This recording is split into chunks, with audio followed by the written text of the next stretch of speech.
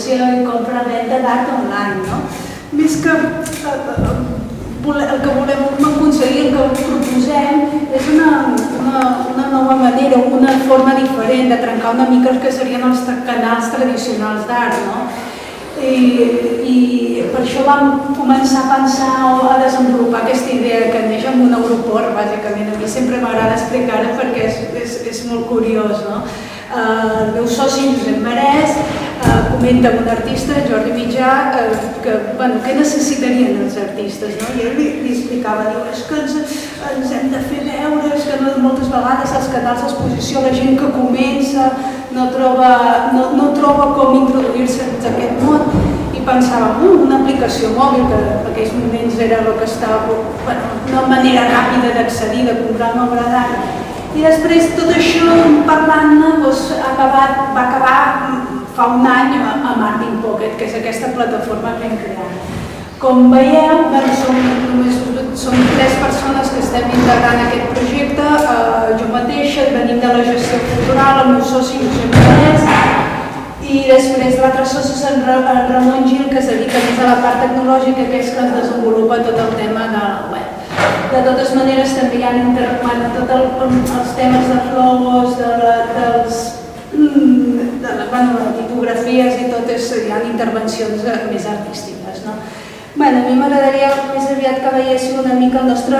Us haig de dir que també és una plataforma on els preus de les obres, com veieu, no són... O sigui, la nostra filosofia, volem que aquest art pugui arribar a tothom, que sigui accessible a tothom, que tothom pugui aconseguir comprar una obra d'art.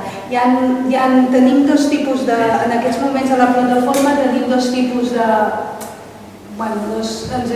Ja diguéssim, nosaltres diguem art analògic, diguéssim que seria l'art tradicional, fotografies, escultures, pintures, però després també vam introduir una idea que se'ns va córrer, que era l'art digital, no? Per què no venem art digital, com per exemple aquest d'aquí, no? Que és aquest art pensat, per exemple aquest de l'Ernest Cortada, que són peces pensades i creades per veure's només, diguéssim, amb dispositius mòbils. Llavors, tenen unes edicions limitades, la gent rep un certificat d'autenticitat, o sigui, no compres l'imatge, sinó que compres una obra d'art. I ara mateix a la plataforma tenim unes 500 peces, una 50ena d'artistes que participen en aquesta comunitat, perquè a través del nostre blog, de les xarxes socials, el que intentem és que l'artista s'estableixi una comunicació entre l'artista i l'usuari final, aquest amant de l'art, que no sigui una cosa només que tu exposis aquí, sinó que l'artista s'involucri i també que s'involucri una mica, que s'involucri també, que pugui tenir contacte el que seria el col·leccionista o qui realment tingui ganes de comprar aquestes obres. Fins ara, una de les fórmules que hem fet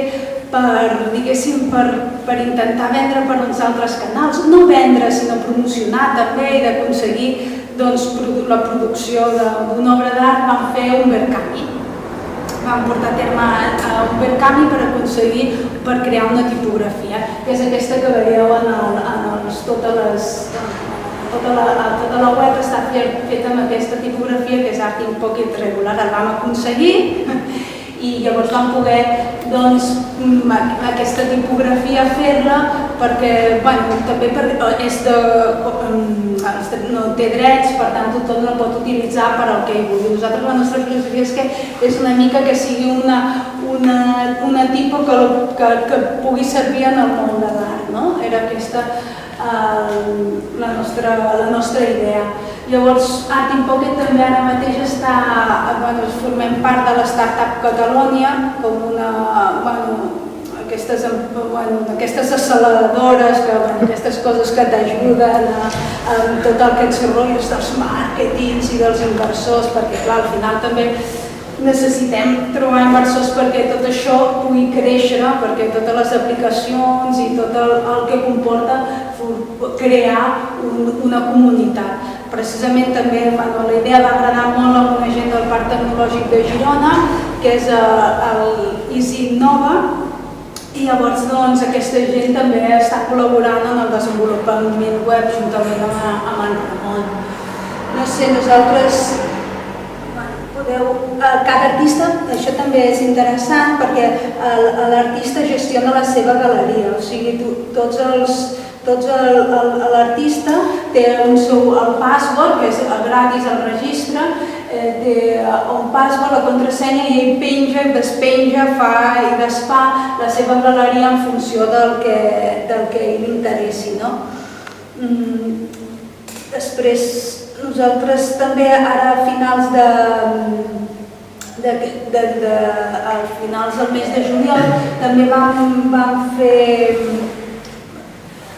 una presentació, vam anar al Think Shower, que és una trobada, una fira d'empreses culturals a Madrid, que va ser molt interessant. És aquí en aquest marc vam presentar una mica el tema de l'art digital i a partir d'aquí vam desenvolupar tota aquesta altra vessant, i que tot això es va desencadenar que a Barcelona, aquest finals de juliol, juntament amb el moviment de Sant Agustí, llavors uns emprenedors, que és en Marc Vidal, ens va agradar la idea i vam presentar, vam fer com una exposició a diferents llocs de la ciutat, tant al convent de Sant Agustí, després també diferents hotels on es anaven passant les obres dels nostres artistes, una selecció dels artistes, però obres d'art digital que podrien comprar en aquell mateix moment. I la veritat va ser una experiència que va ser positiva. També tenim tot el tema dels vlogs que desenvolupem totes les nostres, una mica per arribar a aquest públic potser no tan elitista o que a vegades estem acostumats, sinó que tothom pugui accedir, que tothom pugui arribar a comprar, per què no? I és senzill, és fàcil i aquesta cinquantena d'artistes ells mateixos poden anar gestionant tot el que fan. No és exclusivitat, per tant poden treure i posar el que